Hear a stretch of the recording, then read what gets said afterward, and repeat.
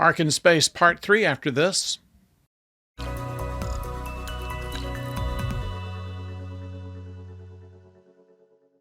Hello out there, I'm the oldest nerd, and today, episode 3 of the 4-part Ark in Space story from the first season of Tom Baker's Doctor Who.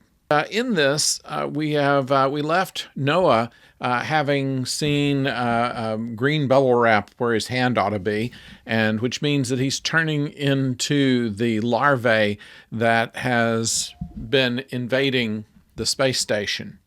And he realizes that this is a problem and he's struggling with it, and it's almost Dr. Strangelove-esque where he's trying to keep the hand from taking over.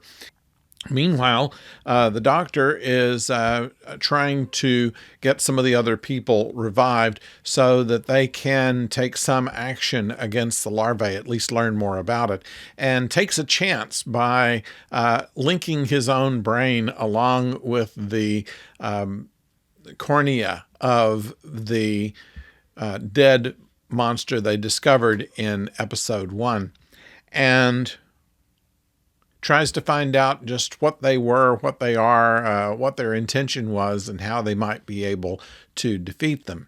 And it looks like the answer to that, of course, is extremely high voltage. And just as they discover that, the power goes out in the station.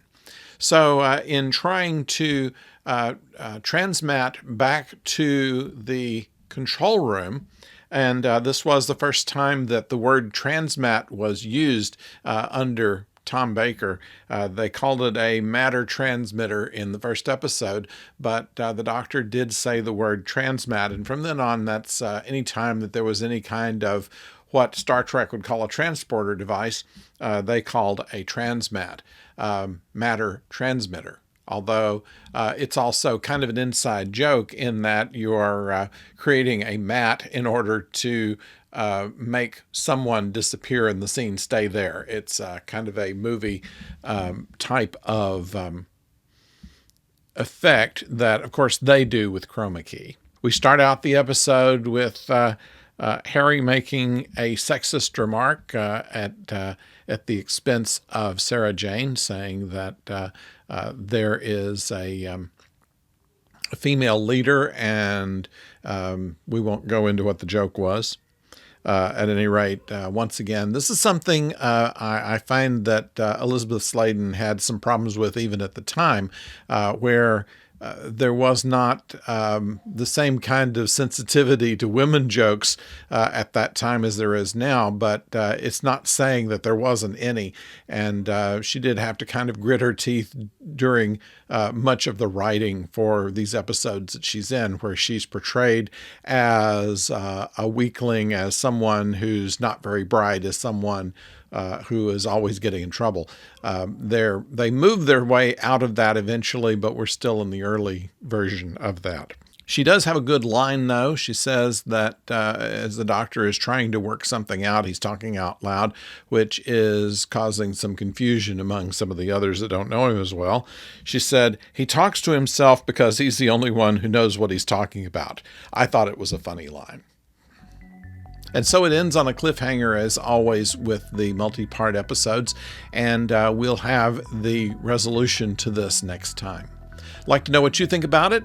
Please make it known to me in the comments below. And if you've not subscribed to the channel, please do so. It helps out the channel and helps us push on as we continue to try to grow this channel. So we have a lot of stuff coming up. This week we're going to have the premiere of Season 3 of Star Trek Picard.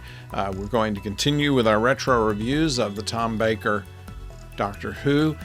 The actual Doctor Who production, which is still got about a year to go, is still releasing little bits of information here and there, and we'll let you know what we find out as we do. The latest thing that we had there was a picture of the inside of the new TARDIS. We'll show it to you, and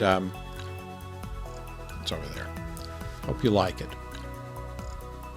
So until next time, don't go far.